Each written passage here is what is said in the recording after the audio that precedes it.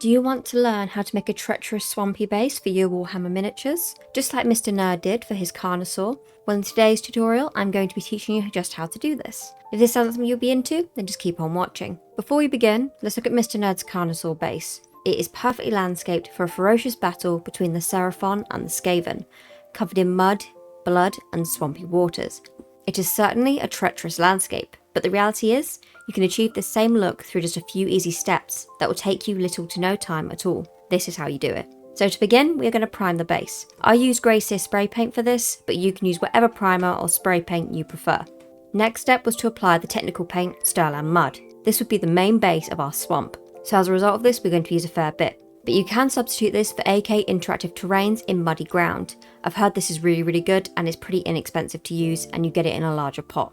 But using what we had, I went in with Stirland Mud instead. I built this up in layers, waiting about 20 minutes between each coat to make sure it was fully set before I continued. I did 3 layers of this in the end. Next, I added the first coats for my swampy mixture on the base. For this, I mixed 3 paints. Using the technical paint Ardcoat as the medium, as it dries clear and looks like water, I then mixed in the contrast paint Plaguebearer Flesh and the shade paint Agrax Earthshade to create a murky, disgusting brown-green that I would then apply sporadically around the base just to create a realistic look.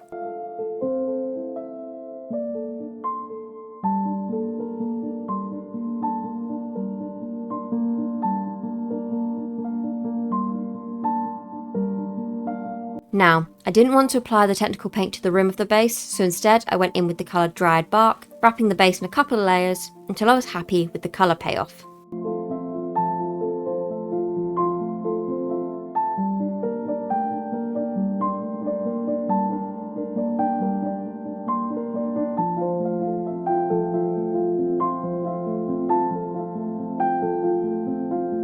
Once that was dry, it was time to dry brush, as mud isn't all one colour, and where the stagnant water is, there's likely some algae forming as well.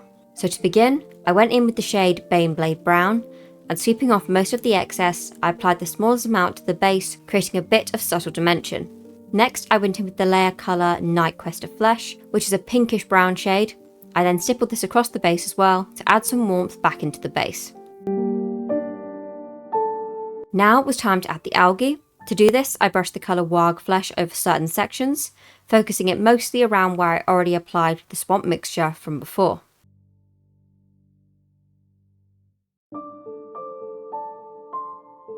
Now, as this is a swamp, it was looking a little bit too dry, so it was time to apply the shade Agrax Earthshade over the entire base. I let it sink into crevices and dips just to add darkness where it counts.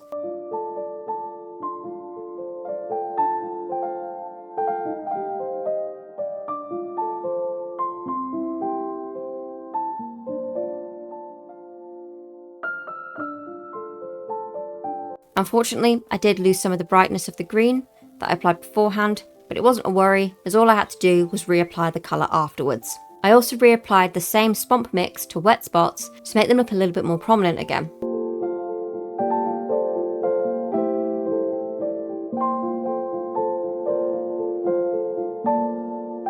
Now it was time to add the grass tufts to the base.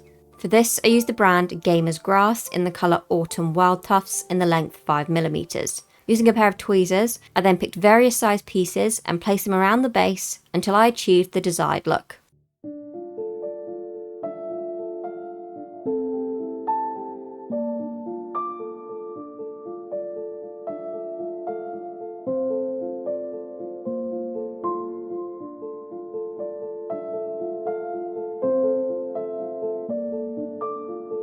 This was the base pretty much finished, but I wanted to add a little bit more of a clear coat to the areas that were a bit swampy, so I went back in with just Ardcoat this time and brushed over those certain spots to create the impression of deeper, murkier water.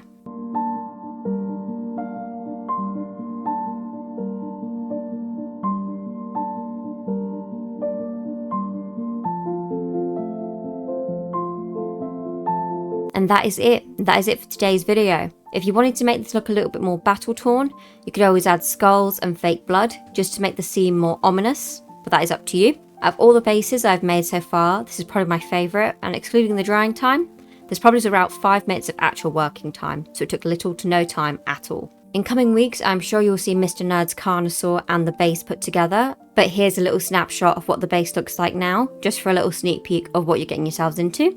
Down in the description, you'll find 2 links. The first, Mr. Nerd's channel. So if you enjoy MMOs and action RPGs, then please feel free to check that out. And if you enjoy all things fantasy lore, then you might want to look at my channel. So if you enjoy chats about topics like Tolkien, Warhammer and Game of Thrones, then feel free to have a look at that also. Anyway, that'd be it from me today. Have a wonderful day or night, wherever you are in the world. And as always, guys, peace out.